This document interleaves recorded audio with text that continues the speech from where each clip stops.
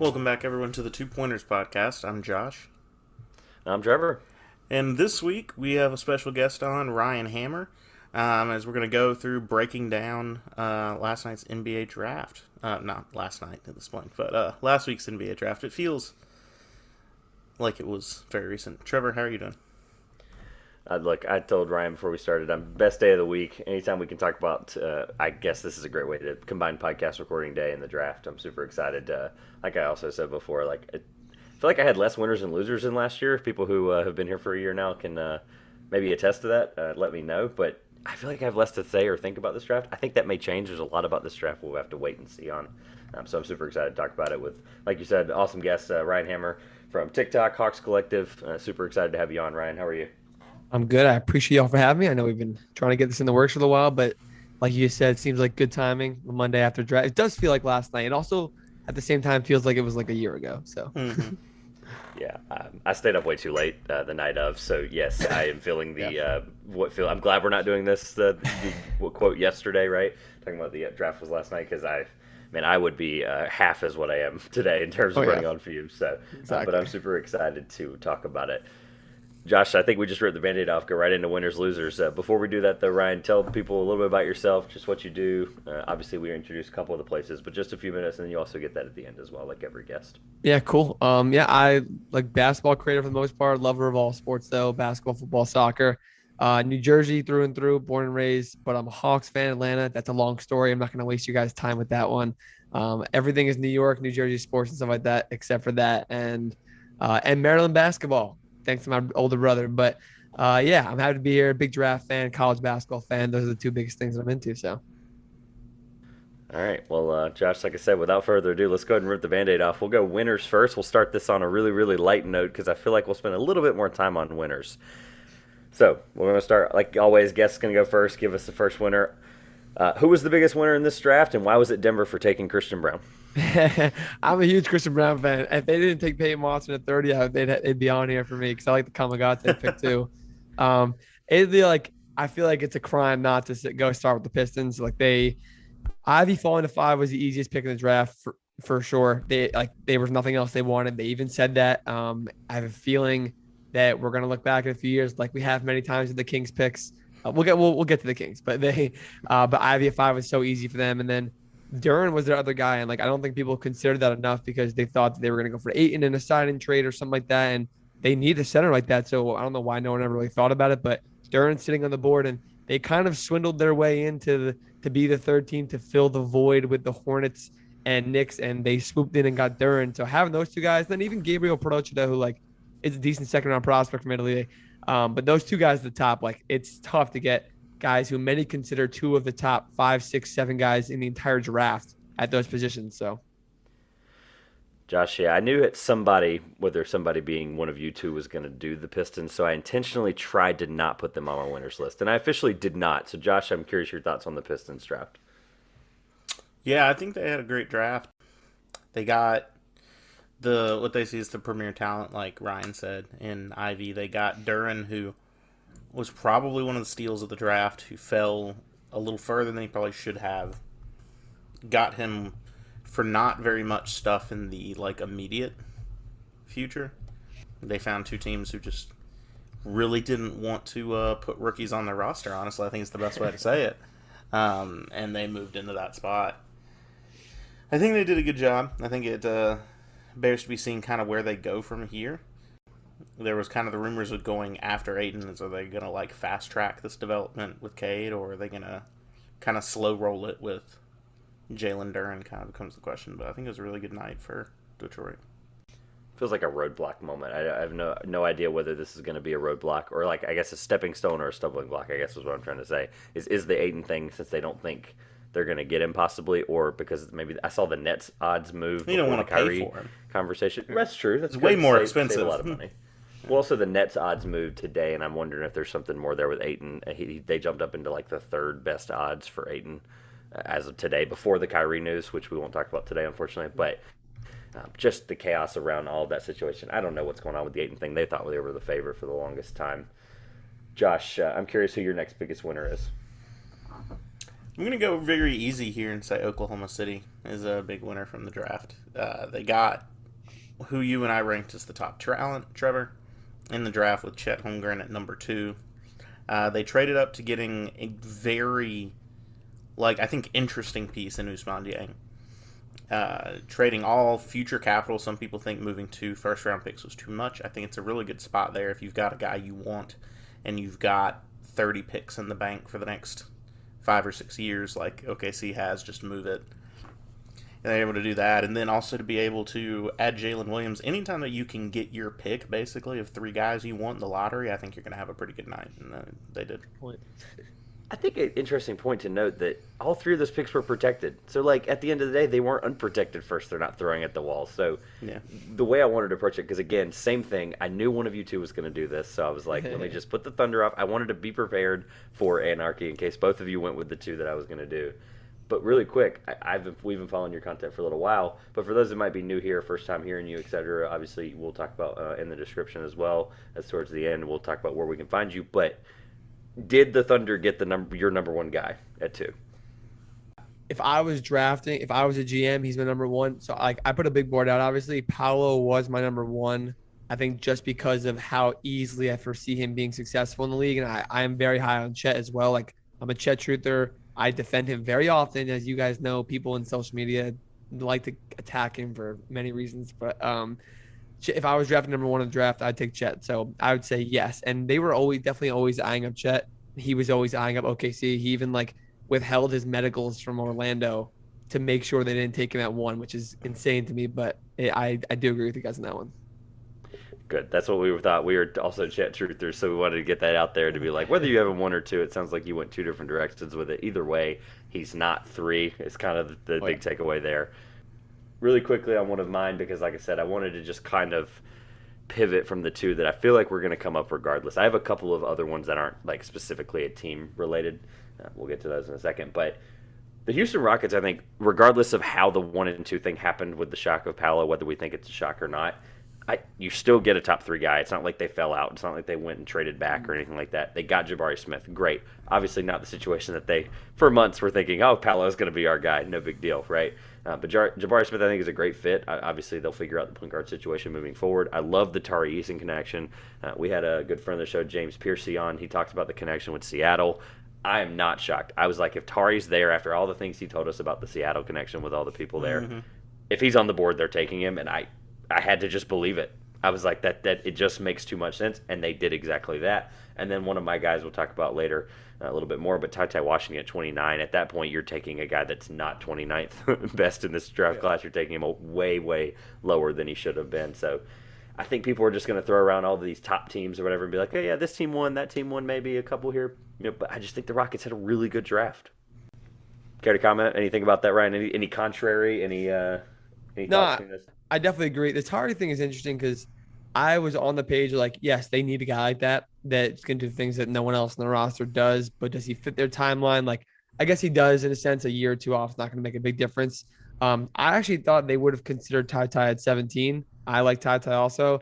And when I said to people that that teams like the Heat could use him before the Mavs traded 26 for Wood, that they could have used him in the back end of the 20s. And people were like, oh, he won't be on the board that long. I'm like, he might be because there's not a lot of point guards here and not a lot of teams want the traditional guards. So he started to slide, and I thought that was great also. And if you look at what they did last year too, after Jalen Green, they took Josh Christopher, Alperen Sengun, and even Usman Garuba, who hasn't really progressed as well as the other 2. But the 4 first-round rookies last year and 3 this year, if they're anywhere as good as the group was last year, they're going to be a lot of fun to watch. It's going to take a long time for them, but they're going to be a lot of fun. I'm almost not surprised, Josh. We talked about this, I think, on the mock. We talked about this. I'm kind of I would have flirted with the Dalen Terry idea a little bit. I'm personally not high on Dalen Terry like a lot of people in the draft world are. I think we're in love with the prospect sometimes. I think I tweeted at you about that actually one time. I think we're in love with the prospect, not the guy he actually is. And I had a couple of people tell me things that I felt better about after a while. But, I mean, he went the next pick later to Chicago at 18, so I'm almost kind of shocked by the fact that he didn't potentially go at 17 with Houston, but they ended up getting the guy. I feel like Ty was a good fit all along, and I'm glad that they went there. I agree. I'll throw another one at you guys that I think is just really neat to understand about what happened leading up to this. And I think you might have touched on this. If not, it's been touched on in the draft world before the draft happened. I have to say a winner is Jake LaRavia and his agent. And you guys are laughing because you know exactly what I'm referring to. Yeah. For those that have no idea what I'm talking about, at one point, I think it was literally 4 weeks ago. It wasn't like it was 4 months ago when he was still at Wake Forest and showing some flashes, etc. This is a guy that, for the most part, was a I'm just relaying it for people that might not know this. Middle of the second for a while. Early Well, second. at that time, everybody thought he was 22. Right. It was getting, but he was in That was range. that was a serious issue. He was getting 2 high- years he younger was than everyone getting thought he higher. was. Right. He was getting higher regardless of that. And then all of a sudden, in the last 4 weeks, basically, his agent completely fixes all of this chaos about him actually being 20 instead of 22. And then he immediately gets picked at, 19th, right? Did I get that right? 19th. Yeah. I mean, he gets traded to Memphis regardless how Minnesota felt about him. But Memphis went up and got their guy. So I guess my question for you guys is, what are your thoughts on Jake LaRavia? Because I think, Josh, you had him in your big board top 30. We did a top 30 this year, and then I did not, but I think you had him at 32. So it really wasn't like I was that far out on him. I mean, he was the number 2 contributor on a very good Wake Forest team this past season. Obviously, the fact of him being only 20 years old instead of 22 kind of massively inputs as to why he took that leap up the board once people realized he's this good and has 2 more years to develop to what they actually thought he was. Yeah, I think it's a good spot to go in Memphis. They often take players like LaRavia that kind of have that versatility to do a lot of different things. There's nothing about him that necessarily jumped off the page at me in any one category, but I thought he was pretty solid across the board. Yeah, I think even 19 was still high going into the draft, and higher than everyone thought. I'm like, okay, he's done a great job jumping in this process up to the mid-20s, probably early if someone wants to reach on him. And then I heard his name, and I was like, good for him, though. He's I think, Josh kind of mentioned it, Wake Forest, they were good, but they were good because of him and Alondas. And him and Alondas had to do everything. So I think that balances out his game very well, made him a really good secondary playmaker, patient on the ball and stuff like that. He's obviously a good scorer, but it also made him a better defender and stuff like that because he was impacting the game everywhere. He had no choice. And I think the Grizzlies don't have a lot of guys like that. That's why I liked guys like Dalen Terry for them, guys that can do a little bit of everything, because for them to make that playoff jump, they definitely need guys who can impact on both ends of the floor and really all over, because they can't just keep adding to the wing group. They kind of did actually beyond the LaRavia pick, but they can't just keep adding to that and hoping they're going to make a jump. So, I mean, they did exactly what they've been doing recently, and they went up and got their guys. They went up and got LaRavia. They went up and got David Roddy, because you knew for a fact coming into this, whether you like David Roddy or not, Philadelphia wasn't picking there at 23. We all knew that. And then I think there's another guy in the second I'm missing because I have to flip through this quickly. They got Kenny Chandler too. I remember 38. Yeah, they traded for him. That's right. A guy I'm surprised the Spurs almost didn't keep, but obviously they got a little bit of a logjam, I guess. But yeah, they went up and got plenty of the guys that they wanted, and they did exactly what some teams are hesitant to do sometimes. They're like, we don't need these handful of picks here in the future. They're like, here's a couple seconds, and then boom, they're getting guys that they really, really liked. Whether we liked him that much or not, Josh clarifying it here, I pulled it back up. Josh had him at 28. Like I said, I had him at 32, so not that. Yeah, none of us expected 19. But also, Memphis just generally seemed to know what they wanted out of this draft, and they didn't seem to be waiting on anybody else to, I guess, confirm their reasoning for drafting people at places, because I don't think any of us had David Roddy at 23. Right, they started at 22 and 29 going into draft night. LaRavia would have been there at 22 unless I don't know something that the GMs all know, and Roddy would have been there at 29. I'm sitting there, I'm like, they didn't have to do that, but go ahead, do what you gotta do. Yeah, they know what they wanted. They have a strategy and they're sticking to it. Any other big winners from you guys that were kind of outside the box, or any other teams that you were absolutely I have to mention it on this winners and losers segment? I mentioned the Pacers just because, I had a few teams. I'll let you guys fill in the gaps, but I want to mention the Pacers only because, I like their 3 picks. They had Benedict Mathurin at 6, Andrew Nembhard at 31. I love Andrew Nembhard, and Kendall Brown at 48. I understand why he slid. I think it's way too far for him. But on top of that, they didn't force a draft day trade, and with the Brogdon rumors, the Miles Turner rumors, I felt proud. I don't care about the Pacers. I just almost felt proud that they didn't force a trade, because it seemed like they were going to do something on draft night, whether it was take whatever they can get for Brogdon and or Turner or something else. and they stayed where they were. They took the value that made the most sense, and they probably had some offers on the table. They had discussions for one or not both of them, and they didn't take them. So I was like happy to see that because they're not forcing it, and they have all offseason to take care of that. So Yeah, I had that too, Josh. I'm really happy what the Pacers did. I didn't necessarily have them as a winner because I wanted to keep it with a couple of things, just not go too many out of the way because I feel like there was way more winners than losers. But yeah, I had the same thing, Josh. I think that, yeah, I agree. They're smart not to have jumped on a draft day trade, and I wish they had. So I wish Miles Turner was in Charlotte, but it's neither here nor there on that side. I had a couple of different winners. I loved San Antonio's draft. I thought they added three incredible pieces. Sohan, who I think is a great player, I just don't like for personal reasons. Blake Wesley and Malachi Branham. Malachi Branham being a guy that I had all the way up, I think at like 13 or 14 in my big board. And I was kind of surprised that he slid down. I think San Antonio got really incredible value for the picks they took, and I think it's going to help them on a rebuild. And then also winner is Jalen Williams. Just jumping up from late first round to get to that lottery money at number 12. So 12. I thought you were just going to say the name Jalen Williams. I didn't like. Yeah, I mean that one too. Yeah. The name Jalen Williams in Oklahoma City. Yeah. So I'm curious about I knew Josh was going to throw in the Spurs at some point in a matter of these segments because they did have a good draft, and I just figured if it was going to be the three of us, it would probably be Josh. I'm curious on the Malachi Branham thing because this is one of the guys that Josh and I just completely. I feel like we contradict ourselves, or like we're on the opposite ends, I guess is the word.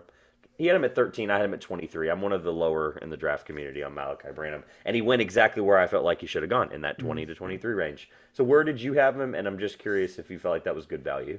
I don't remember a final number, but it was the latter. It was 20. It was in the low 20s. He had a great Big Ten in conference play season. I like the offensive style he has. I like what he can do. He's polished. He's super efficient, probably one of the most efficient wing scorers you'll find in the class. His offensive upside, I buy into a guy like Bryce McGowan's more than I do for him because of the upside. Bryce is like raw potential upside. And I think a team like the Spurs, especially, you can get what you get out of Malachi, out of Bryce, and then some. I think that's what I think, at least based on what I've seen from Bryce and like down the road, at least. So I don't think there should be such a deep disparity. So I was actually encouraging to see him drop that far, but knowing the Spurs, he's going to be a 25-point scorer in like 10 years. Yeah, that's exactly fits the bill. Yeah. I'm glad you said that point about Bryce McGowan because I had him at 26. So again, I agree that there's not a big gap there, and I feel like what you're getting. We'll talk about Bryce later. I'm not going to. I got him at 21. I'll check. I'm encouraged I'll to hear these later. things about Bryce McGowan. It's very encouraging. Look, like I said, we'll talk about it because we're for those that are listening and not seeing the timestamps and stuff. But we're going to specifically talk about all three of our teams' drafts after we hit the losers here. Because about 20 minutes in on the winners, I'm really happy to say I feel like we covered a lot of them. The last one I had, just want to throw at you guys as a joke, obviously, but I do think it is important to note the Mobley family. Yes, there we go. The Mobley family. Love that. Awesome. As soon as they picked him, and Josh had to leave, like I said, unfortunately. So I don't know if you got home in time for that. Josh, but I am sitting here at that point by myself in my living room, and I'm going, I just fist pumped. I don't know what else. I didn't know how else to react. I'm just like, that's so. I'm all for those feel good stories, and the fact that they worked at USC, and why can't they work? Obviously they're different styles of prospects and what they can do. I don't necessarily know what. Isaiah's probably going to spend most of next year in the G League, but 100%. But it just made me feel good. Like it was. And they traded for that pick too, right? The Cavs. Pretty sure they traded for that 48, whatever it was.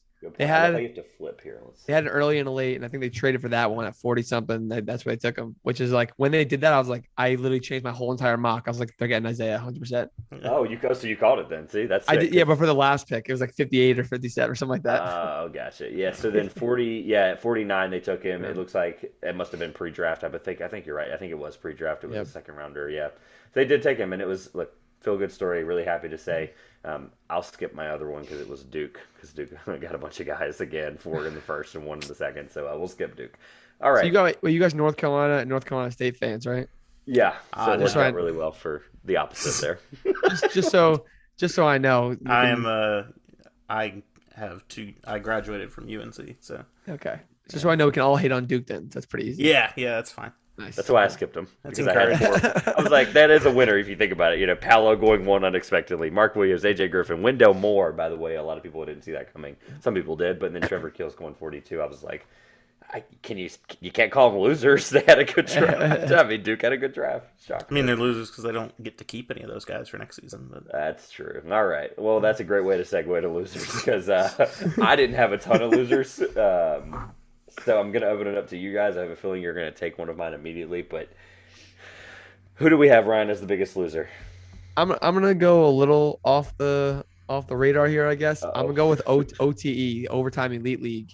I had that. I had a feeling that wasn't going to be the one taken, and you took That it. was Okay. Wow. Like, I have other things. I'll let you guys get to what you have because I don't Oh, that's want to great. take those. And like, I just feel like that's a big problem for the OTE so Don Barlow was like fringe drafted, probably slightly likely. John Montero going undrafted is insane.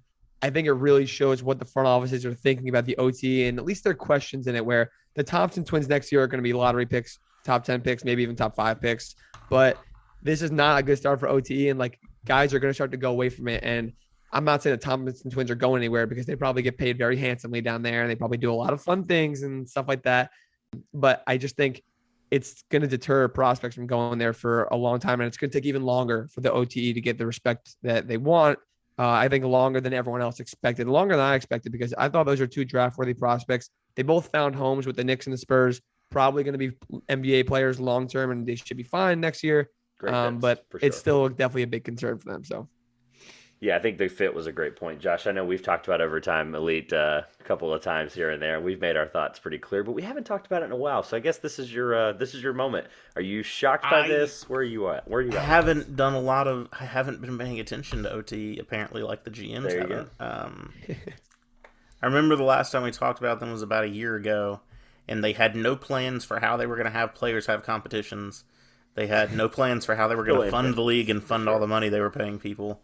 They had really no business model at all other than they were handing out contracts. So I would have to look into how things look right now.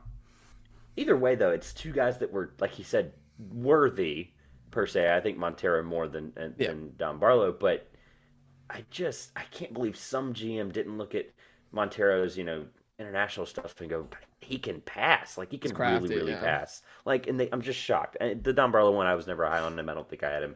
I didn't even craft that far of a board that we went public with. That would have had him way further than that. I would have stopped crafting there. So, but it's just, I don't know. I think it was a win if we're flopping there like the opposite. Obviously, I think it's a win for the G League Ignite continuing to show that they can hold their own. Obviously, it's an NBA program, but those are the 2 guys they're going with instead of college. So it's kind of like you have to weigh both of them in that scenario. And those were the 2 top guys. Obviously, like you said, there's some track record moving forward. I mean, I think the G League Ignite was always going to win. And, I mean, in that situation, the NBA teams have more access than they do in any other capacity to scout these guys. They have some teams have entire scouting departments for the G League. Like, it's not every Well, it's also they can just walk into their practices every day. That's right. You can't do that with the college players. With the G League Ignite players, every team can send their scouts to practice to watch them if they want to. Yeah, like during the draft process when they do private workouts, like they treat it like practice, and I think guys shoot up the boards and shoot down all over so often in the last like month leading up to the draft because getting to know them and like seeing them in a training and like seeing them when they're drinking water and talking to people, I think that holds more value than people think. So like Josh kind of mentioned, like seeing if they could see that in practice and understand that a little more ahead of time, then they can have a much more like confident opinion about those guys. Josh, I think I know where you might go, and if not, then I'll say I have 2. But I'm curious where you're going with the biggest loser here, because I think we all just kind of picked one big loser or a couple of them. I didn't have a ton, to be clear. It's kind of a dual one: New York Knicks / New York Knicks fans.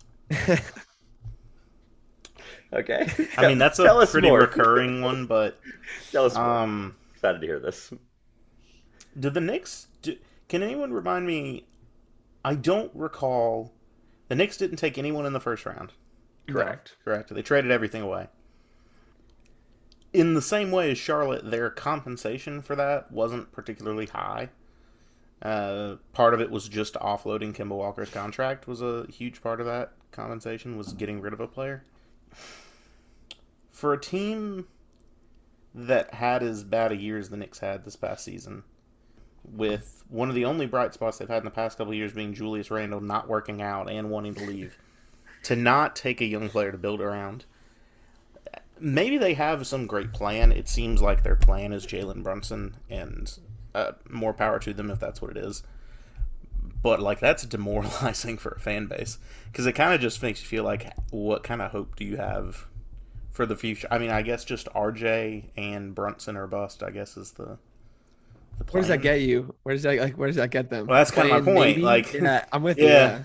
maybe some plans are coming to Madison Square Garden in the future. Probably not a 7-game series. Probably more late lottery picks that they trade to offload Jalen Brunson's contract in 2 years. Or Evan Fournier's. Yeah. True. I'm not gonna walk on eggshells because it feels like you were walking on eggshells. I know you threw the fan point in there about the Knicks. Well, I mean, I saw Stephen A. Smith cry on national television. I just assumed that, and then we were just gonna take a second to eulogize the Knicks fans. I'm not. It's well deserved. So, the reason I say this is because I wanted to let you get through it because I knew you had some stuff there. I had the same exact thing, so that's why I was like, go ahead, get it out of the way. One of us is gonna have to say it. You said it a little bit. Now I'll go with this piece of it that I think is important to note. If trading away 11, who by the way, if they didn't value Ousmane Dieng, Jalen Duren was on the board. Let's just say that was the pick. All right, who cares if they like Dieng or not? Or if you're going win now, Ochai Agbaji that wouldn't have been a major reach at that point. No, not from like 11 on, probably not. You're right.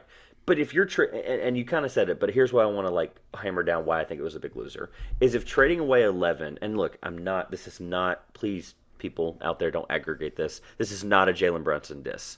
But if you're trading away 11, which is a lottery pick, a good pick, to free up Kimba's contract, which there's other ways to do that, and you can get rid of Kimba in other ways in that same night.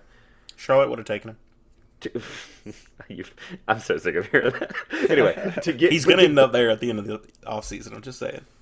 To ultimately, I'll get to my point. To ultimately get rid of 11 for cap space for Jalen Brunson, I just don't understand. I just don't feel like you needed. I don't know if it was going to cost 11. I live like I can see New York City literally across the river right here from my window. Yeah, cool. And I grew up around a lot of Knicks fans, so I talked to a lot of them, close to a lot of them. They try to add a lot of them, which is fine. They try to say, well, we got 3 seconds, we got 3 first-round picks out of it. They ended up giving 11, 4 seconds, and Kemba's contract. So they gave up 4 seconds, which is like 4 seconds aren't worth a lot, but 4 of them seems insane. They got back the Bucks 2025 first rounder. Giannis is still going to be playing. They're going to be a contender that year.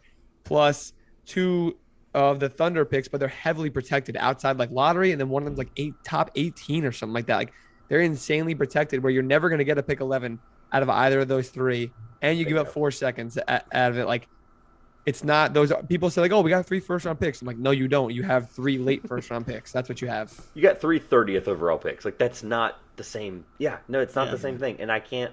Like I said, not a Jalen Brunson diss. If that's the guy they really, really think is worth $25 million, so be it. Right. That's probably shocker to those that might be shocked by that number I just said. That might be what he's getting paid. That's probably what he's getting paid, $22 to $25 million. And it, after all the things they did with the hiring his relatives and stuff, it's just. There's just too much there where I'm like, that's exactly the plan and that they wanted to execute it. And albeit they don't think they need Jalen Duren. Or maybe they think they're getting Mitchell Robinson back. They're going to look back and be like, when Julius is older and he's done and they're going to not have won much and done anything, they're going to look back and be like, wow, if we would have drafted someone on a better timeline, we would not be wasting RJ's prime. So what is he like? Say he's like 22, right? 23 right now? 23, 20, something like that. 22.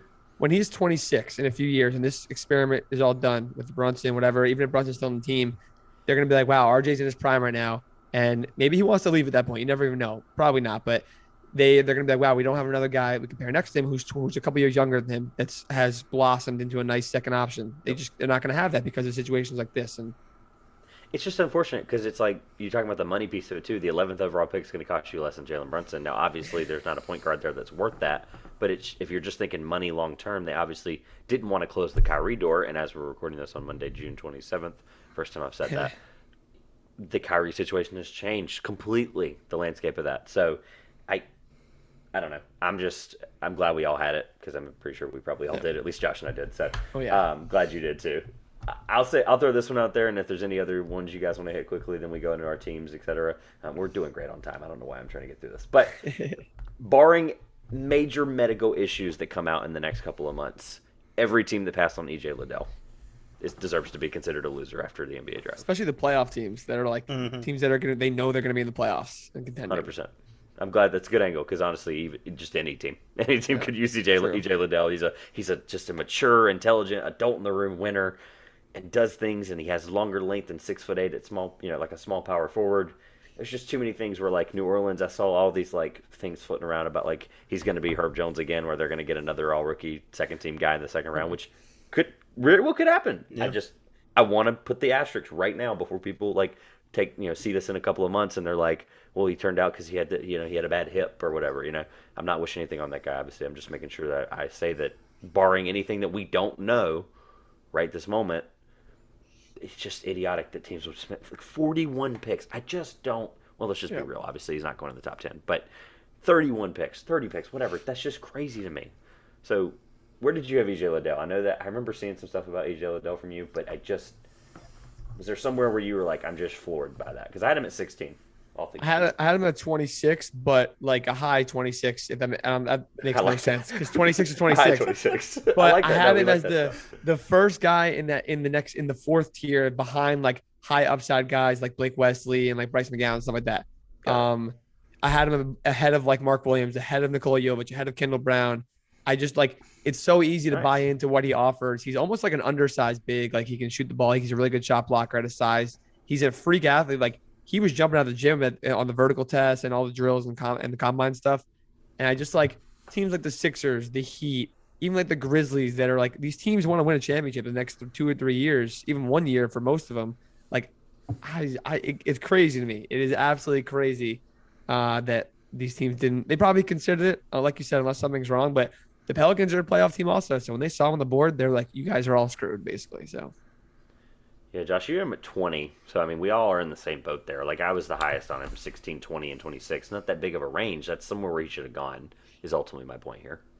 Yeah, I wonder if some of these teams, if they just had the strategy with, I think a lot of times the playoff teams might get a little bogged down into, we're going to look for this type of player to fill this type of hole in the team we have. And they kind of just overlook guys, or eventually you get to a point in the draft where it's like the teams didn't think that they'd have the opportunity to pick an EJ Liddell there, and they'd already been focusing on these projects that they had in the work that they wanted to take and send down to the G League for a while, and that they just kind of looked past it. I think there's a point also when you see a guy falling, you're like, oh wait, what did I miss? Like, what did I miss? Maybe we shouldn't take this guy because if nobody else is, maybe we missed something here. I'll give you one that I'm just, and I don't. It's too early to be like, well, why didn't they just take him instead of this guy or this guy? Way too early. Obviously, it's been a week. Well, actually, it's been 4 days. Way too early. But I'm just throwing out the window more junior thing because Dallas traded him to Minnesota. He was mocked to Minnesota all process until it got really, really close. Like that 19th pick, it was perfect. Everybody was like, EJ Liddell, best fit there, yada yada yada. Right. So, would Dallas be better off with EJ Liddell right now than? Obviously they got Christian Wood, so maybe that was part of that. But just like Dallas would have been a better fit to me. I guess it's more of a question, comment, whatever you guys want to think. And then like Minnesota had the opportunity to get him multiple times. They traded so many different things and pieces. We'll talk about that in a little bit, but with the trade segment here. But gosh, like I just don't understand it. There's just so many teams, like you said, in that range where it's like, I think Dallas would have been great with EJ Liddell. Miami. Obviously, they took a swing on it. The Lakers would have been amazing trading up to 35. I thought that was literally perfect. I thought they were going to take him. I was like, oh, they're at 35. This is great, but they had other ideas. Yeah, we'll touch on those other ideas very shortly. Forgot. We want to our specific teams. We'll talk about that because of course there's some things there that I want to touch on. But I'm not going to sit here and harp on the EJ Liddell thing. I'm just glad I mentioned it. So, any other losers that you guys are absolutely dying to make sure you step on the franchise's hands, feet, Sacramento. Josh. Okay, so Ryan, lay this out for a second. We do a thing called Saving Sacramento. It's probably one of the best ideas Josh has ever come up with. He's humble every time we talk about this. That's why he just said, just do it, say it, whatever. It's one of the best ideas he's ever come up with. We literally, about 4 weeks ago, implemented a Saving Sacramento segment. And shout out to TikTok, by the way, most viewed video on our page now so far was Saving Sacramento.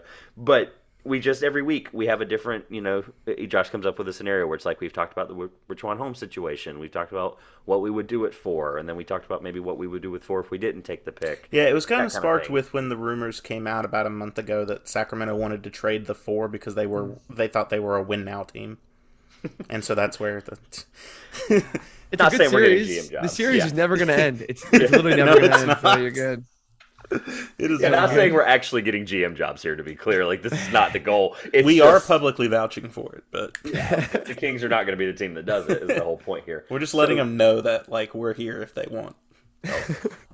All right, Yeah, so you then guys have ideas, yeah. Yeah. I'm glad you brought up the Kings, Josh, because other than the fact that they were losers, like I was going to spin it because I knew at some point the Kings would come up, and I knew it wasn't going to be at the top. So I was going to spin it as, what would you have done as the GM of the Sacramento Kings at 4? I would have done nothing different. So it's getting into what the issue is. The Kings are the losers, but it's not really their fault. At least not this year. Okay. It's their fault for everything they've done in like the past 10 years. Because the player that was the best player to pick at 4 just refused to work out for them and didn't want to go play for them because of how awful they've been over the past 10 years. So they're losers, clearly, but it isn't their fault.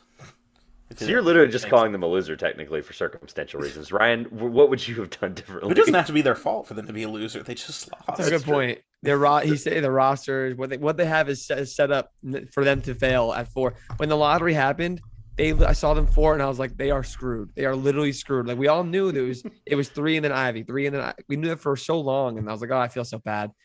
But like, I don't know. I wonder. Would you have done anything different? I wonder what the trade offers actually were. Like I know that the Hawks one, specifically, that they wouldn't do it because they didn't want to include 4 to get John Collins with Harrison Barnes. I'm like, that's better than what they did, I think, in my opinion, because like if they were to trade the pick, it looks much better than just passing on the player if it turns out really poorly. Now, I think Keegan has a really high floor. I think he's going to be really good, a really good number 2 or 3 option down the road. I just know that if Jaden Ivey turns into what he's supposed to do and what he can, like they're going to be like, great, we settled again. And like passing up on the potential and talent or sacrificing that to win now when you're not even a playoff level team is pretty ignorant and disrespectful to like the rest, to like what they are. And like, they're not self-aware of that. And they need 2 or 3 other players if they want to be a playoff team. And I don't know. Best of luck to them if they can do anything else in the offseason. But I would have seriously considered whatever trade offers were out there. John Collins, Jeremy Grant one. I'm sure they were in talks about it. I wouldn't have sent 4 for him, but like OG Anunoby even. I would involve 4 in. Again, I don't know what the trade offers were, what the conversations were, but I just like they are definitely a loser in the draft. Yeah. Any other losers before we move on? Because this is the last place to just be like, look, these teams just sucked. Like these teams just sucked. Jaden Hardy, I'm gonna say, is a loser because he probably lost out on the first round money that he probably should have gotten, and I think he's gonna be quite good in the next few years, but he's gonna be woefully underpaid for it. That's a good point. Especially on the Mavs too. He'll actually have a good role. He'll be good, but he's going to be underpaid for what he is for the start of his career. Yeah, that kind of sucks. I added the trade market also because it's never the draft. There's never has as many trades as people want and expect. But like it felt like this year, we didn't get any top 10 picks after 4, 7, 10, 11. We're all being discussed. Take credit for that, by the way. Don't be humble here. Take credit for that because you did call that. I just like knew it was going to happen. Everyone's like, oh, we're getting 4, we're getting 7. Like they're just going to stay where they are and they're going to draft and we'll get trades later. But even like John Collins, Brogdon, OG Anunoby, like all these things, and even the Jeremy Grant thing didn't involve this year at all, basically. Yep. And so it was just underwhelming as always, but I think extra underwhelming. The person that just gave us the last loser is going to open us here up with we're going to go over our teams for those that are new here. Ryan, like he said at the top, is a Hawks fan. Curious, we'll probably ask him at some point what that reasoning is because we like fan origin stories. But like you said, it sounds like it's going to take a little while. So we'll go with Hawks draft, then we'll go Hornets, then we'll go Lakers in terms of I think just the ones that made the most sense in that order. So recap for those that for some reason, if they're listening to this and didn't watch the draft, whatever. The number 16th pick was A.J. Griffin. The number 51st pick was Tyrese Martin out of UConn. Open it up. This is the floor to be like, hey, what? This is what I thought about the draft for the Hawks, and this is what I thought about, what they could have done maybe differently. However you want to spin this, whatever your burning thoughts have been for the last 3 days. I can't be mad they took A.J. Griffin at all. I was probably lower than anyone I've seen, at least, on A.J. Griffin. Heading into the process, I am looking at my board. I had him at 15. I think most people had him in that like 5 to 10 range. And that's a big difference at the top of the draft, and especially when you're talking about the lottery and not lottery. Arguably the best shooter in the class, one of the youngest players, if not the youngest player in the entire class, especially in the first round. And I get it. And there's no way you let him slip past 16, especially how easily he fits into the offense next to Trey and everything. It's a seamless fit. So I'm not mad at all about that. Although I like when he got drafted, I knew it was going to happen when he was on the board. And I was kind of like very tentative. I am going to be nervous with his injury history, his on-ball ability, his agility. Like there's a lot of things I'm like, I really wanted Jalen Williams, Santa Clara guy. But I didn't think he would go at 12. So did you think he was going to be there at all? Because I don't think any of the teams after would have taken him after Oklahoma City. The more I thought about it. Yeah. So I expected Jalen to be there, and I knew for a fact from personnel that the Hawks were not going to let Jalen Williams go past them at 16. And he went to 12, and I was like, you got to be kidding me. The Thunder took him. They don't need him. They have too many guards. Too many. Well, it's crazy because I made this joke with Tyler Rucker from No Ceilings on recently, and I was like, yeah, cool. So, like, they have a guard who's got the wingspan of a power forward. Well, he can play better than what they needed. He really does. It's crazy. Yeah, He's got this power forward wingspan, and I'm like, cool. So Jalen Williams, like, can do other things other than be a guard, I guess, right? That was my, like, thing with him. But I had him at 12, AJ Griffin we're talking about now. And then Josh also had him at 12, funny enough. So then it's just in that range where you're like, okay, cool.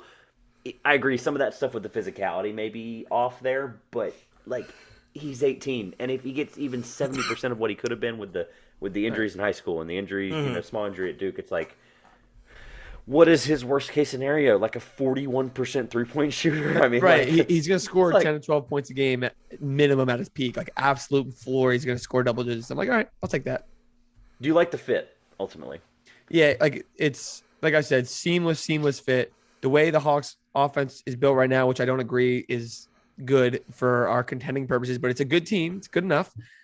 Is Trey with shooters around him, Kevin Huerter, Bogey, throwing AJ. He's going to do the same thing. It doesn't solve anything for us, but it doesn't hurt us at all. So solving is going to be going after DeJounte Murray, DeAndre Ayton, stuff like that. That's another story. Yeah. Keep shooting. So they'll go in, right? I want to flip not too much time on the first. Obviously, we can come back to it. I really do want to understand the second rounder here because it's something that I'm, shocked they kind of didn't move because I think obviously it could have been involved in some kind of package we talked about earlier, as well as there's just some guys there. So in terms of the deep part of this draft, they got 51. They got Tyrese Martin. And look, I'm just going to put my little disclaimer out right now. I did 60 prospects in this draft. I maybe sprinkled a little bit outside of that 60, but every guy that I valued as a top 60 guy, I did at least 2 deep dives on, and I can tell you I did 0 deep dives on Tyrese Martin. So, I'm not going to assume you didn't like the pick. A, did you like the pick? And B, if you did not, like I probably assume, who would you have rather had there that was available? I did not like the pick. I can say that he was not. I have a board of like. I published like 80, 85. It goes like 130 deep. And Tyrese was one of the guys that was in the bottom of it where I don't even rank the numbers anymore. Wow.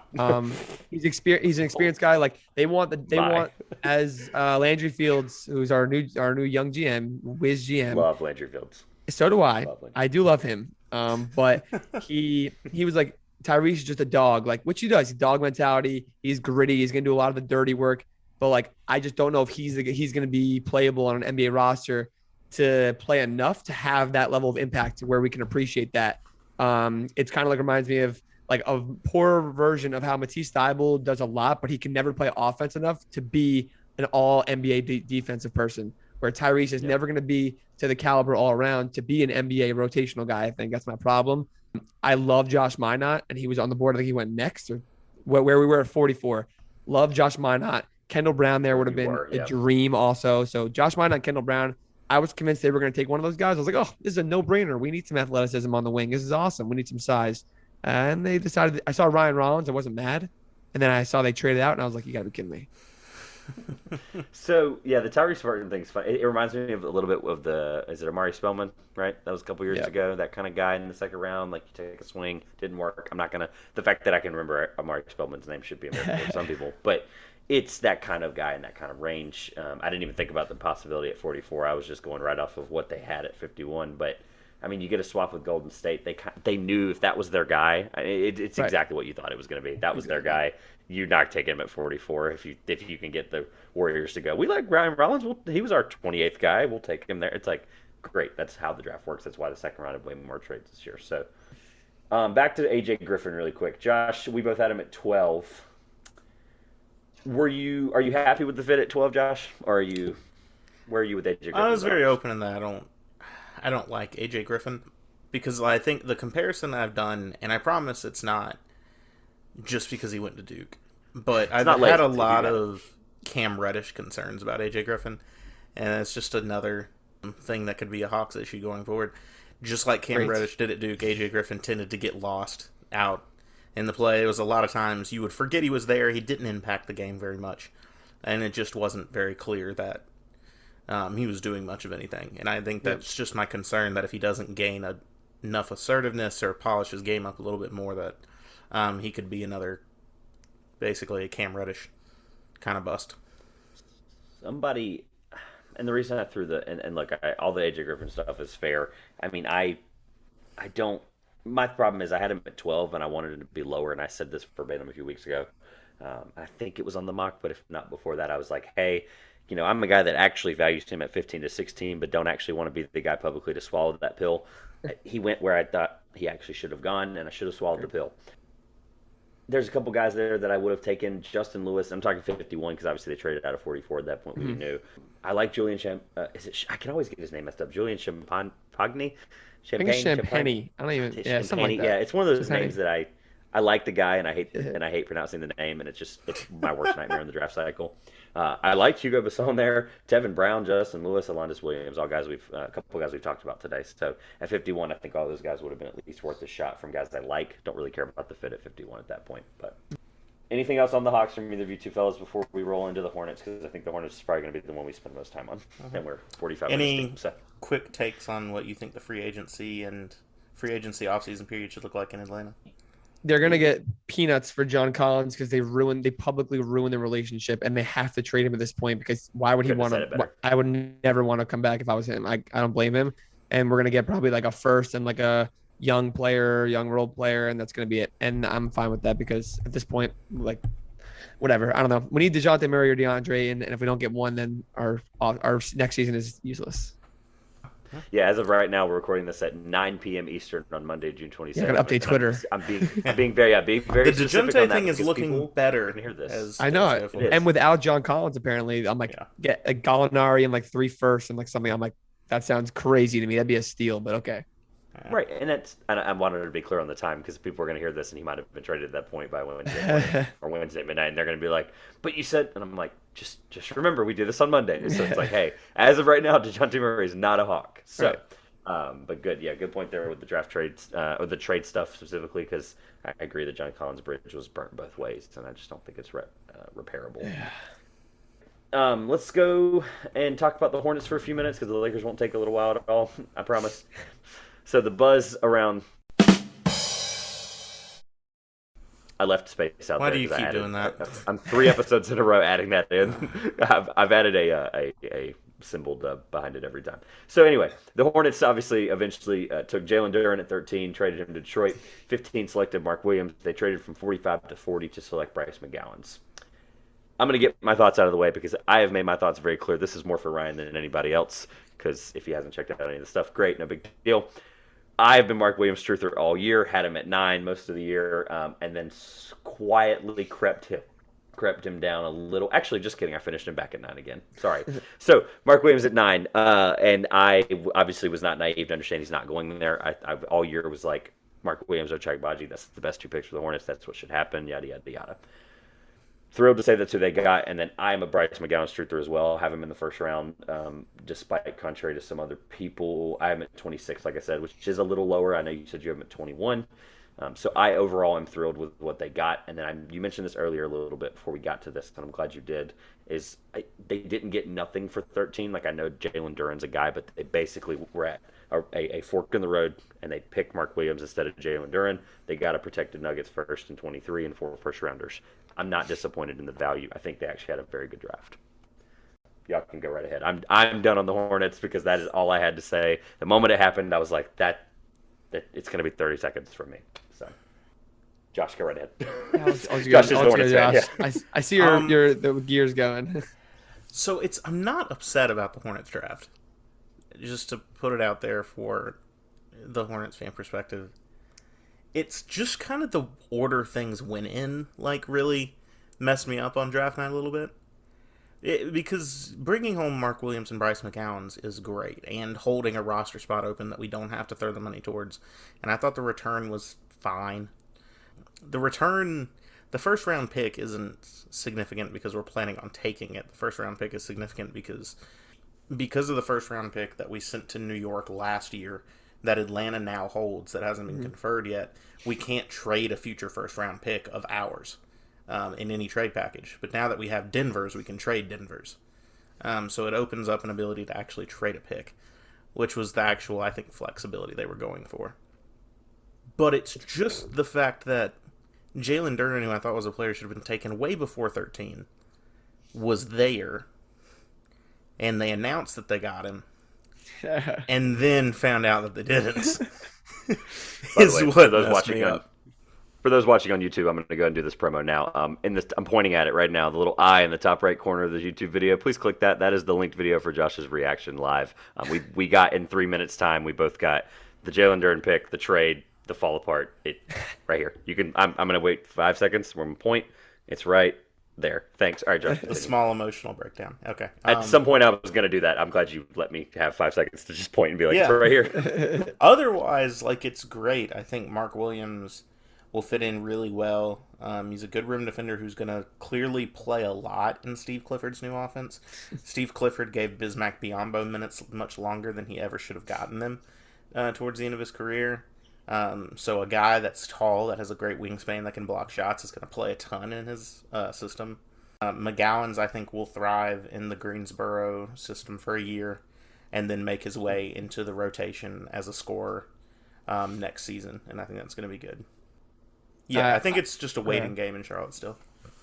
It's a good point. I think the waiting game is fits with Bryce too, because like I see Bryce turning into a Jordan Poole-esque player in a few years, and the Hornets timeline makes sense for him to develop in the G League for a year and like take his time, just like Jordan Poole. Like it took him 2 years to get to scoring 20, even close to 29 and exploding like that. But it makes sense, and also to work on his polish. The Duren Mark Williams thing, like you said, like Josh, like Duren was in their lap. Like they were like, to me, all draft, I'm like in videos, tweets, I'm like, they're going to do X, Y, Z. But if Duren's there at 13, they throw everything out the window. They take him there and then they go best at 15, or they trade that away after they get Duren because they got their guy. And that's why I was like, oh, this is great for them. The Mark Williams thing, I had him at 28. I don't know if anybody else has him that low that I've seen. I think it's a total of like 4 times all year he switched on the screens onto guards. He stays home all the time, which becomes an issue in the NBA because the pace, because the level it happens, how often the pick and roll is going to happen. Rudy Gobert gets torched for it. He gets torched all over social media for not doing it well enough, but he does it all the time, and he's the best. He's the generational defender, but he gets held to higher standards. Mark Williams is going to have the same issue with defenders like LaMelo on the perimeter. Like Rudy Gobert gets the treatment because of bad perimeter defense from Donovan, Clarkson, whoever's out there. The Hornets are going to be the same exact thing, and Mark Williams won't be held to the standards Rudy Gobert is on day one. Like he shouldn't be, but that's going to be a problem. Switchability is going to be a problem for him, in my opinion. He's a really good shot blocker, like you said, long, good arms, good rebounder, and he's going to do a lot as an anchor. But I think he has a lower ceiling than people realize because of that.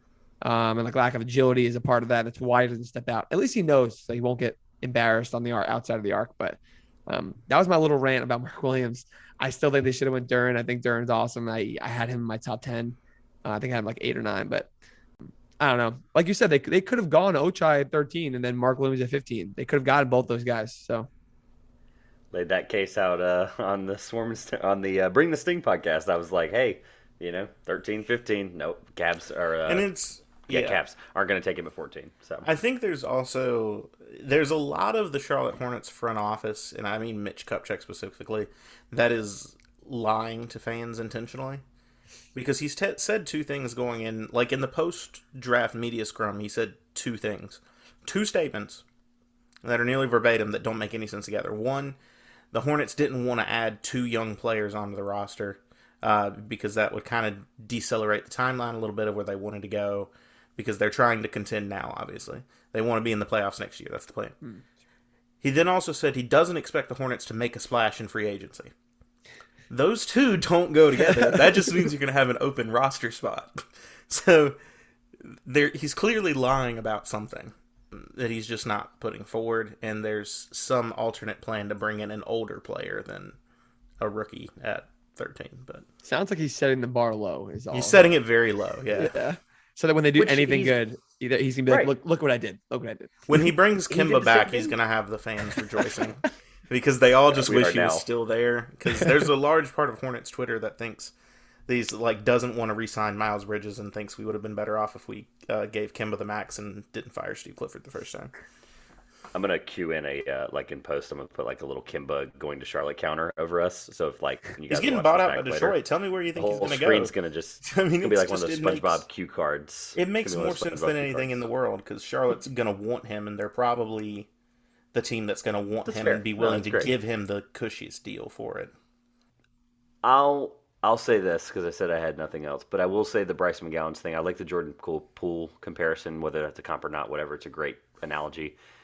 I also think, and this is in no way me writing off James Bouknight, but I think he's really good James Bouknight insurance. I really do. I value him as a better scorer, better playmaker. Long term, I value him a lot better. I did not have Bouknight that high last year. The point is I think he was unbelievable value at 40, and we'll talk about him in a little bit more detail on my end, at least in a few minutes. But I like Bryce McGowan's. I'm very, very high on him. I think that's a great place for him, and I mean, if you're just trying to get a guy that you can throw in Greensboro for a year and be like, hey, man, all that polished stuff, figure it out. You got a year. Let's just do this. We saw what Kai Jones did last year in the last 10, 15 games. He had an unbelievable finish. So they can do it there in Charlotte. And also to clarify my Mark Williams take, and it's going to get people mad at some point, Mark Williams is going to go play some games in Greensboro this year. That's just the way the Hornets have run things. He's definitely not going to start. He's coming in. And I know everyone's saying, Charlotte desperately needed a rim defender, yes. But Mark Williams is probably going to come in, and it's going to be okay, rookie, welcome to the league, but you're third string here.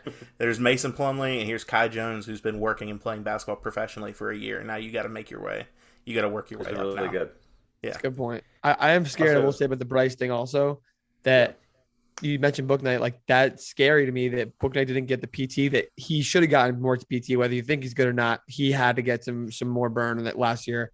That scares me for Bryce this year, next year, in 3 years. Now they did make some staff changes, stuff like that. I get that, but it's if it's anything close to the same system, we'll know in the first week. If Bouknight's getting a lot of burn, then Bryce will be fine also. But it just makes me a little nervous there also.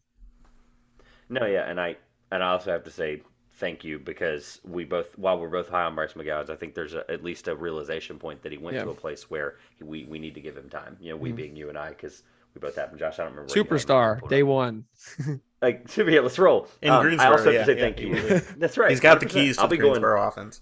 It's true. Yeah, I'll be going to a ton of Greensboro Swarm games. I'm really excited. So my other thing is I do want to. Josh is going to love this. I do want to thank you, and then we can move on.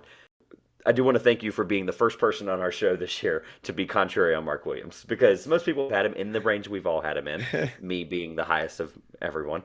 And that's great, because I really do think it's a good reality check. It's a great, contrary point to be like, look, he's got these things that he needs to work on. He's got these things that he could be. He's got these things that could limit him.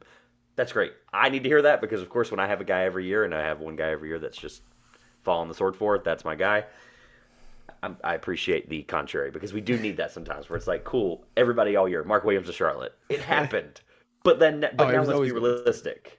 100%. Now let's be realistic on where. And even Jordan made the comment on the phone jokingly, we'll put aside the Duke stuff. And I was like, great, this is awesome. Jordan's trying to be funny with his draft pick. So, really quickly, the Lakers drafted at 35, Max Christie. We talked about earlier a guy that was possibly on the board there, EJ Liddell. Josh had already left at that point. Actually, no, you stuck around for that. Mm-hmm. So EJ Liddell was a guy I was like, I didn't necessarily think about the trade up part. Honestly, it got to a point where I forgot he was still on the board because he had fallen so far. It got to a point where I genuinely was like, wait a minute, EJ Liddell. I figured out afterwards, I was like, oh my God, wait, he was available. I'm an idiot. However, This could not have gone any better for me in terms of somebody who I have a handful of guys, obviously, like everybody does. Max Christie's one of them. I think he's an unbelievable defender. The point I'll make here, I won't spend forever on this because they made one pick and it doesn't really matter per se right now. Like I said, I'm elated. Tall, lengthy defender who can at least play his way into a rotation, whether it's on the Lakers or whether in the future, like if he doesn't succeed well here in Los Angeles, he can move on and be a good player. I think the shot can develop. I'm not as high on like the Dyson Daniels part of it, where it's like that's another guy who's really good, tall defender. That the shot I do really believe in as a comp, but it's the point I took away going back through his second deep dive was if Tom Izzo trusts a freshman this much, when he was at one point going through really big struggle stretches, like that's got to be something I have to take into consideration. If Tom Izzo trusts a true freshman, that much, then there's got to be some talent and just some potential there that some people might not have seen. If that kind of caliber of coach trusts that kind of guy who doesn't normally trust those guys. And there's a reason he went at 35. There's a reason that Pat Baldwin Jr. went in the first round. There's a reason why Caleb Houston went in the early second too. Like these guys still have upside, and like obviously front offices spend a lot more time talking to them, studying them, like better understanding of it all than we do. And there is people obviously buy into it, and but I also I don't know the pick. I thought they were taking Jaden Hardy 100%. I was like, he just seems like a Lakers player. I was like, oh my god, this is gonna be perfect. But guys like that, and even going to Ryan Rollins, other guards that I just thought we're gonna be able to service day one, especially after seeing they picked up Scottie Pippen so fast, Scottie Pippen Jr. I was like, Kennedy Chandler was still on the board too. I was like, it was just a little mind-boggling, but I don't hate it or not understand it too. I wasn't shocked per se, to be clear, but I also agree that all those guards could have been taken, and I would have been happy. I also would have been happy with Kendall Brown. I really wouldn't have. I would have. I would have been like, cool, Kendall Brown, a guy they can throw out there for 8 minutes and get 5-6 fouls, and just be a guy that can play and grow into what he has. So, quickly, Josh, any thoughts on the Lakers draft? You didn't really give me any because the moment the pick was in, you had your bag ready, you were gone. You're like, I gotta get rolling. I was like, darn. I don't know. I don't have much thoughts. I mean, I think Christie's it's a good shout there at 35 for the Lakers. For a team that kind of needs something to move the needle a little bit, I don't think it's necessarily it, but... Sure. Yeah, I had him at 20. I moved him as I was making the article to post on our website. I put him at 28 instead of 29. I flopped him. So, I'm happy for the value. In terms of where I valued him, I'm happy with the value that they took. So, thank you guys for sticking to the 1.5 minutes on the Lakers because that's about all it deserved, despite my thoughts on Max Christie. So, Josh, I know we texted back and forth as we were building this stuff together. We wanted to go over just any other trades we might not have talked about. I'm not shocked we talked about most of them. I feel like the second round is really where we went trade heavy, but obviously in the first you had your Ousmane Jennings trade, the Jalen Duren stuff we hit on already, Jake LaRavia, David Roddy, the Walker Kessler trade we didn't talk about, Wendell Moore trade we didn't talk about, Peyton Watson was part of that Oklahoma City deal. And I think I'm just talking about the Kendall Browns of the world, the Ishmael Kamagates, the Josh Minot. So any trade, Josh, that you wanted to talk about really quick? I think the one you didn't mention, probably the only significant player swap, DeAnthony Melton heading up to Philadelphia. That's right. Yeah, good so DeAnthony Melton, I think it's a really good spot on both sides. Melton provides a good versatile player to add to Philly's team, and they're trying to contend. I thought it was a very good alternative to taking a rookie when you're trying to get into contention there. Even though it seems like maybe they're not going to keep him, I thought Danny Green to Memphis would have been a good thing for Memphis maybe to hold on to. Maybe not at the money, but adding in a veteran who has won championships on 3 different teams to kind of provide veteran leadership and good shooting, maybe not the worst idea. We'll see if they keep him around. If they do, I think it's a very good move for the Grizzlies. I agree. I think anything that you can do to not have Shake Milton be your backup in the playoffs, I think that's a really good deal. D'Anthony Melton showed last year, or this year, past year in Memphis, that he can be a good backup guard. So, Ryan, any trades or any thoughts on D'Anthony Melton? I am still shocked Josh just went there, but I am still slightly scarred, even though the Hawks won the series. Shake Milton would come in the second unit in the 7-game series last year in the playoffs and drop 20. He dropped 20 in one of the games, and I was literally in 10 minutes, and I was like, "What in the world just happened?" Shake Milton we got Shake Milton. That's what happened. Exactly, we got Shook Milton. We got Shook Milton. I just but it does make sense for them. The Josh Minot one is one I'll say. I knew I was higher on him the most for obvious reasons on the college production and stuff, but I studied him more than almost all prospects because of like him and Peyton Watson. I studied a lot more because like there's not. I need to study as much as I can because there's not. It's not that easy on those guys. Right. The Peyton Watson, like I love Josh Miner. I thought the pick was great. I also don't the Peyton Watson thing. Like the Nuggets traded up to 30, and that's who they were targeting. Maybe someone else wasn't on the board or they thought it was gonna be on the board, but that's who they were targeting. It made no sense to me, especially after the Christian Brown pick, who's going to help them contend, and Peyton Watson's going to do the opposite of that. So I like a guy who averages like 3 points in college on 30% from the field. Like you just can't. It's sometimes it is that simple. So I push back a little bit on that because at that point, if you got Brown and you were happy with Brown, and I think Denver was because they took him at 21, obviously, and at that point, like you can take a risk because obviously Michael Porter Jr. like health rise, you've got him on a 5-year contract. I'm not saying Peyton Watson at any point is going to be Michael Porter Jr. production, but I'm saying like you have the guys in front of him, you don't have to worry about playing him.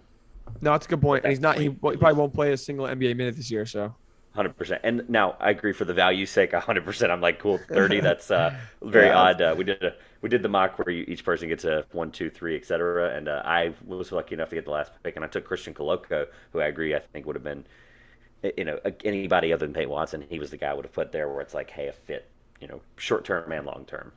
Especially when they took Kamagate later on, like it would have been a very similar thing. I mean, I thought Kamagate was going to go in that 30 to 35, 40 range where Coloco went also, but he started to slide out. And the Nuggets, I think the Nuggets traded up for that one also in the second round. So I thought that kind of balanced out the Watson thing for me. In terms of trade, I guess it is important to note we mentioned the Jaden Hardy trade to Dallas from Sacramento. Josh mentioned Sacramento's the loser there. I think that might be another place where you're like, I know Jaden Hardy, you don't need a guard. I get it, but whatever. I don't know. I'm just a little weirded out. I don't know if they keep trading away the good ones, then maybe they should add more. But if Ivy and Hardy both succeed like right away, like oh man, if I'm a Kings fan, I feel bad for them. I already do, but like that would be awful. Kings fans this is the second time we've talked about them, but Kings fans are funny because like there was literally a guy. Younger guy too. It was really funny. A picture that went crazy on NBA Twitter. Guys wearing a Tyrese Halliburton Kings jersey at the finals in or Chase. It was like these guys are.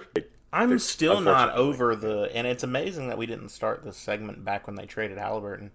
I'm still not over that you had someone who was talented enough to be your franchise player to build around, who said verbatim all the time, "I want to be here in Sacramento." You know how few players say, I want to be here in Sacramento?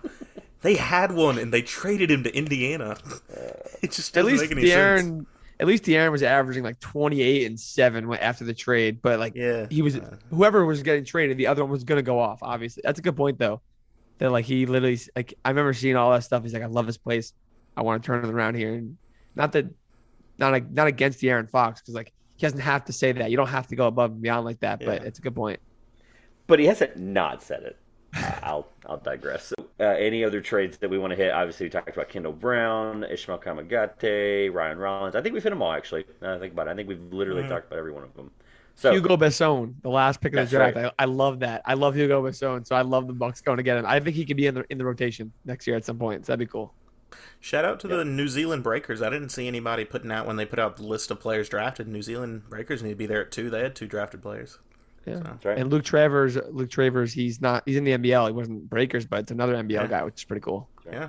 The second round as a whole, if we're talking about we're back to winter somehow, the second round as a whole had so many really like diverse area. I mean, it was just unbelievable how many guys. I know that can happen, but it just seems like it was a lot more, especially in that latter part. Thank you, Josh, for doing that. Shout out to the New Zealand Breakers for the follow on Twitter. Let's go ahead and go into steals because that won't take very long. And then I have a question to end it out for you guys because I always ask a question that is completely out of left field. That's just what we do. And then you'll get your plugs and then we'll get you on your way. Really quick on steals. I'll get my 2 big ones out of the way. And then I have a really lengthy list of guys that I think where for value where I had them, to be clear, of guys where I had them and where they went was, I think, a good steal for the team based on my value alone. But 2 steals in general were Jaden Hardy for me and Kendall Brown. I had Kendall Brown in the top 20, and I cannot believe he went that late. Like, I am absolutely floored by that. Like, I just think there's talent there. For me, it was, and I made this case on the mock, I said there's not that big of a gap for me between, and he's a really big guy for you, but I don't think there's a gap between him and his teammates Jeremy Sohan. I think they're both similar style players and prospects. I know you for a fact like Jeremy Sohan more, Ryan, but I just think I don't think the gap is 35 some picks between those two. I think Kendall Brown's more valuable than that. So, guys, any thoughts? I know we talked about Jaden Hardy at length already, but any thoughts on those two, specifically Kendall Brown? I agree with the Kendall Brown 100%. Like, I thought scouts were going to be higher on him because of if his shot projected any decently. Like, he was going to be a steal no matter what because of his athletic upside, excuse me, and also a young profile. His age, and I don't know. I shouldn't understand his slides similar to EJ, like we talked about before. Like, he slid so far where we're missing something. There's conversations going on in front offices that we don't know about, but I agree with you. Josh, Kendall Brown thoughts? I'm sure there's not like a stockpile that you have of Kendall Brown thoughts, but Nope.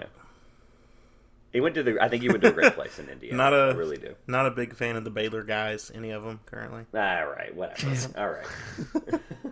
That NCAA Josh, tournament game got really ugly. That's all I'll say. That was the best game of the tournament. Oh my god, it was so much fun. It was. It got ugly for a while then. It did, yeah. All right, Josh, biggest steal, and then Ryan, biggest steal after that. Biggest one. I think the biggest one I went with Ty Washington. I like that. Like 29. That is just so low down the board. I know that a lot of teams didn't need guards, and there wasn't a lot of like big hope for guards in this draft. Ty didn't wow anyone with his athletic ability, but I thought he's just, from a skilled perspective, just a really well put together point guard. And anybody who's throwing up like a 17 assist game in college, to me, is like, that's an incredible passer. You know how difficult it is in a college basketball game with the level of talent of people scoring around you to get 17 assists. That was incredible. I think he's going to be very good. My other big ones were Branham that I talked about, Jalen Duren, and Jaden Hardy. Imagine if Xavier Wheeler didn't play on Kentucky last year. Ty would have averaged like literally 8-9 assists a game and been one of the top in the country. And like, people don't realize that. I agree with that. I push back slightly on the 17 assist game specifically because I know that's a great showing of 7. And people are laughing probably, but like I'm pushing back because it was against Georgia. All jokes aside, still, like, you just I know just to get the guys around you to knock those shots down. Yeah.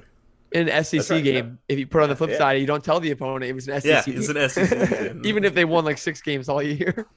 Yeah, they did. I think it was literally 6, which is neither here nor there. Biggest steal for you? Ty was on there.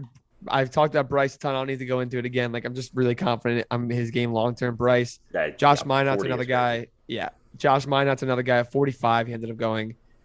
That his physical profile is just like he's gonna impact a champion, or maybe not championship level team, but a playoff contending team within the next few years. That the Timberwolves are going to be 100%. Well, no matter whether they're going to be a 6 seed every year or a 1 seed in a few years, like they're going to be that level that needs guys like that. I compare him to OG Anunoby. People like without a 3-point shot yet because he didn't shoot the ball at all at Memphis, but he looked decent in workouts. His mechanics are heavily improved. I saw from his camp. I think defensively he's OG Anunoby. So I hope he has that upside. We'll see about that at 45. But other than that, there's not a ton of guys. I know that Andrew Nembhard is going to be good in the league. Like, it's so easy to see him being good.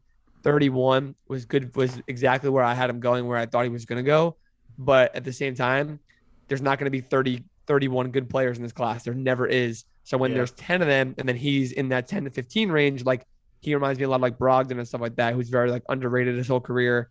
He's underappreciated, and he's going to be a top 15 player from the class because there's never going to be 30 good players in the class. So, yeah, I like the Nembhard one. It made me. I mentioned this to Tyler off recording when we had Tyler Rucker on, and I was like, one of the guys at No Ceilings, I think it was Grubel, had him at 60 on his big board, and I knew that I knew your thoughts, and I go, wow, that is quite the gap from 2 guys that I trust. It's like 60-30. Someone's got to add this up. I don't know. So we'll find out. I guess we're gonna find out. Right, the track record's there. We all had similar ones. Like I said, these are the guys I mentioned that had the biggest gap that from my value was Marjon Beauchamp. I do think he went higher than I think some people might have thought. I think it was a great place. I was a little bit higher on him. Nikola Jovic, I did not think that was a heat pick, but I did like where he went in terms of the value. Ty, we already mentioned. Nembhard, we already mentioned. Koloko, can't stress that enough. Should not have been a second-round pick in my eyes. Max Christie. Kennedy Chandler was a great one guy. Came around on late. Bryce McGowan's we already talked about. EJ Liddell already talked about. Trevor Kills and Hugo Basson. All guys just in general that went later than they should have in my valuations. I will say one thing on the Jovic to Miami that I found interesting. of why it's a Oh, good fit, because he's the complete opposite of what they tend to do in Miami. One of the biggest concerns I saw about him was Jovic isn't going to be able to play defense at like the NBA level when he comes in. In Miami, everyone else can at a high level, so he doesn't have to. Sure. It's basically just the thought. They just want him to go out there and score. my immediate takeaway the moment I heard the name was, well, if they're not going to play Duncan Robinson, they're paying him $90 million. But if they're not going to play him in the playoffs, I guess they're going to try to find his replacement really early in this contract. I was like, whoa. I don't know. I was hanging out with a Heat fan today, and I was like, hey, man, so like $90 million, and you're going to play him 1 minute in the playoffs? Interesting. Yeah, as soon as he got picked, I was just like, I just sat there and I was like, what do I say? I don't know. Like, this is weird. Anybody else you guys were like, big steals? I think we covered a lot. I mean, there was a lot of steals. Chet Holmgren it too. True. Yeah, all right. Yeah, okay. I believe that. That's not a joke, but yeah. I would say for Josh and I specifically, we spent more time on this draft than we did last year because we were newer to the podcast cycle and the draft cycle. I've been looking at drafts in detail for a couple of years, but I think there's more steals because I think we feel strongly about a lot of these guys. I think this is just, we spent a lot more time this year than we probably ever have. Last year, I think the only two steals we really took away were, I had Cam Thomas, I thought was a great steal because the guy I was high on, and then Josh and I both agreed, I think we had like one steal really we wanted to come into and not tell each other, and it was Day'Ron Sharp, which was hilarious because it was like, by the way, we both picked the same guy, one of us is a fan, one of us isn't.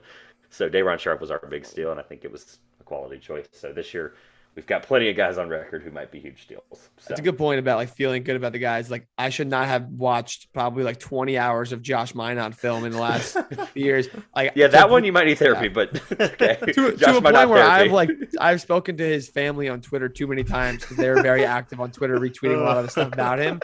And it's gotten to a point where I just keep doing it. I'm like, oh my God, I gotta stop. Like oh man, that's awesome that the family got involved too. I think it's hilarious because I mean, how many people in the draft cycle are that high on him? You and probably a handful. So they're probably taking note of that. You might get an interview one day. You never know. That's crazy. Sure, I'll try to link up.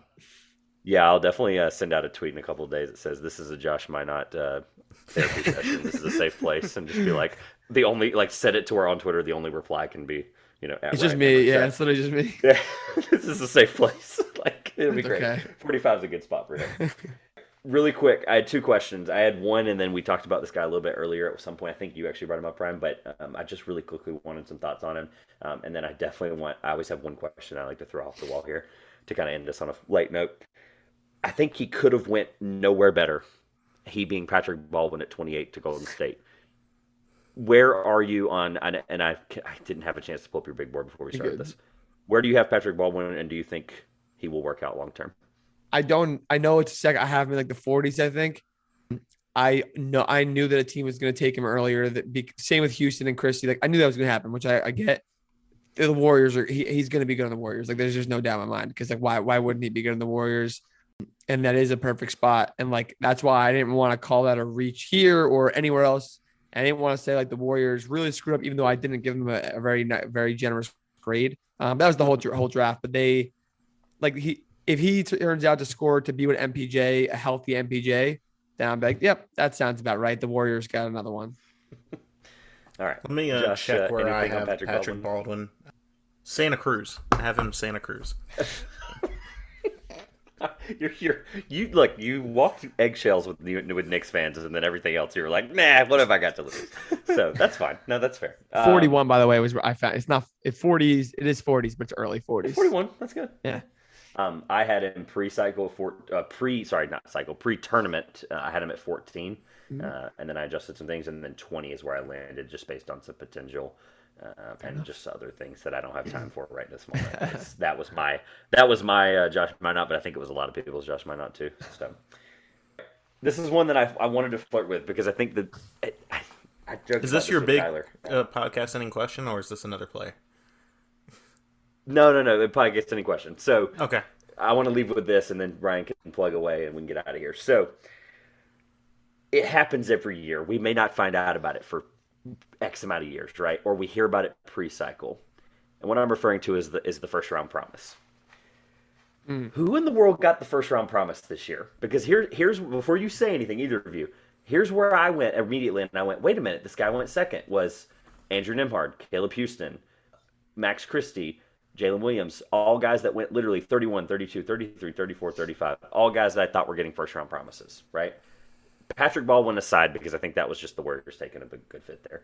I'm going to go with safely outside of the lottery. Who outside of the lottery, or first round if you think there's one in the lottery, who the heck got a first-round promise? Because every year it happens. Clearly David Roddy. He had 2 years of eligibility left. And I was looking up his eligibility to make sure he wasn't like out of time in college. That's a good point. Yeah, because he was kind of just the one that came out of nowhere to be that high first round pick. So I think like there's a lot of guys that get first round promises, right? Like if you go on the line, like Matt Branham, Walker Kessler, guys that were in the late first, like you knew, but we also knew they were going there. It wasn't a surprise. Okay. But like in terms of the guys you guys are targeting, where like maybe they could have gone back to school and it was surprising that they stayed, like Houston, Christie, all those guys. I still think Caleb Houston might have gotten one because I don't think promises are always 100% concrete. And the fact that he went 32, where say like the Grizzlies said that, but they saw Ty at 29, right? Or sorry, the Rockets saw Ty at 29, and they're like, we have to take him there. Like we have no choice. We have to take him when they were originally at 26, whatever. Maybe they gave him the promise, but other guys dropped. Like that happened with the Hawks last year. I know this for a fact. They had their eyes on Cam Thomas. They said 100% we're taking him, and they couldn't pass up Jalen Johnson. They said so. I think that happens from time to time. Other than that, I think Patrick Baldwin probably got one because everyone in the world doesn't like him for the most. He's very polarizing. That's what it is. So I think he definitely got one, but deservingly so. And maybe Peyton Watson, but probably not because he went 30. So that's kind of like, I don't know. Hey, we'll take you. We traded up to get the insurance for you. It's like, hey, we got 21 and 30. It's like, maybe, yeah. Maybe he got it too late, like later than he expected. But I still think Caleb Houston got one, and he slid extra picks, and he was like, whatever, it doesn't matter. I don't necessarily disagree on Caleb Houston because I was fully convinced on the Juwan Howard fix being in. I was fully convinced that he was taking him. I think they thought, honestly, I think he would have, this is my, tinfoil hat conspiracy theory for this draft is if Nikola Jovic was taken before the Heat's pick, because like Josh said, very contrary the Heat for picking like a Jovic type player. I think if he's gone at before 27, I 100% think Caleb Houston is the pick there because he is a guy that can translate into a defender, be a good shooter, etc. I'll go even further on one thing. It's not the first round promise. I just want to point out what seems kind of clear. Okay. I think the Orlando Magic told Jabari Smith they were taking him. And then they changed their mind at the last minute. Oh, okay. Because I don't see how a player, like, I know you're confident, but how do you only work out for the top two teams unless one of them's told you that they're taking you? Yeah. Like, OKC definitely told Chet that he was getting taken by them. Like, that's why he, like, I do agree with that. Jabari's reaction, too, he said something like, I'm happy to be here where I'm wanted, whatever. Like, he had a little bit of animosity in it, but, like... He had no idea that he was going to be on the board at 3. He had no clue. And so I think that Orlando told him something, and then the last few days they were like, oh, never mind. Last few hours. Yeah. I'll end with this. My first round promise I actually do think happened. And that's the whole reason I even had this question. Regardless of his status as a junior coming out of Duke, I do think Wendell Moore Jr. got a first round promise. I just, as somebody, me personally, who did not value him there by any stretch, 44-ish I think is where I had him. I just can't see Minnesota, who had multiple picks. They were moving all around the end of the first and the beginning of the second. They wanted to put themselves in position to have or get him there, and they knew Dallas was probably going to move the pick. They did. They ultimately got him at 26. So I think you guys are right on the path that I don't think there's necessarily a first-round promise verbatim that actually went through because the Caleb Houston one would be the one that should have happened and fell through. Like I said, fully convinced on the Miami thing for a while. Wendell Moore Jr. is my answer, so... that was the whole reason this segment came up. On that side, I will say, do not underestimate the power of Mike Krzyzewski to get one of his players a spot. I'll throw it the other way. I don't think it's just him. I think I said, like, going into the draft, I didn't think Brady Manick was going to get picked by anybody at the end of the second round. He wasn't that good enough to do that. And I thought, like, well, like, worst comes to worst if nobody wants to pick him up for their summer league team. Charlotte will, because Roy Williams will just make a call to MJ and he'll find a spot in the Charlotte. It literally happened. Yeah, good point. It's a very good point. It's like if nobody else will, and it might not even take a phone call. Like Michael Jordan is gonna, and he's always done this. Like Joel Berry spent his last professional basketball years playing for the Swarm. If there's a big Carolina guy, like and nobody else will give them a shot, Michael Jordan will give them a shot. give them PT. You got an entire swarm thing that you can put them on. Like that. No, It's no cool. reason not to. Yeah. No reason not to. So. Guest always gets the handful of minutes, seconds, whatever you want it to be. Plug away. They'll also be linked, and I'll just do the YouTube part of it now. They'll be linked right here below on YouTube as well. I guess technically on a podcast app it would be below as well. Regardless, thank you for coming on, my friend. Plug away. Sure. I do appreciate y'all for having me. This is a good first time. Hopefully not the last. But y'all can find me. Twitter's RyanHammer09, TikTok and Instagram, and YouTube is RyanHammer9. Twitter, someone took my name. Someone has the name and won't give it up. Hasn't tweeted in 10 years. I have a bone to pick with them, but whatever. Dang. Funny you say that. We have a bone to pick as well. So if the @2pointers on Instagram is taken right now and they're listening, we're coming for you. Yeah, exactly. Yeah, we don't want to legal battle you, but we want to win that battle. Yeah. I don't know how many times you can report per month, but I've done it at least 30 times trying to get @2pointers on Twitter because they have the little thing that says for sale, whatever. So at least you have a battle that may eventually be won. Ours we may have to pay out. It kind of sucks, which we're not going to do. I wish I had even the option to do that. I've been trying to connect with this person. Whatever. Y'all know where to find me. That's where it is. I appreciate y'all for having me. It'll be below, like you said. I love it. I was going to ask you jokingly, like 09. I was like, was 08, 7, 6, like were they all taken? But 9's my number. Been since I was a young lad, but got it. The 09 never. Gotcha. Awesome. Well, thank you again for coming on. This has been a really fun episode of the Two Pointers Podcast. Twitter, Instagram, TikTok, Facebook, all that stuff for us. Subscribe, like, comment. Thank you. And Josh, close us out. Oh, this has been another episode of the Two Pointers Podcast. As now we plunge into free agency. Hope you all have a good week, and we will see you soon.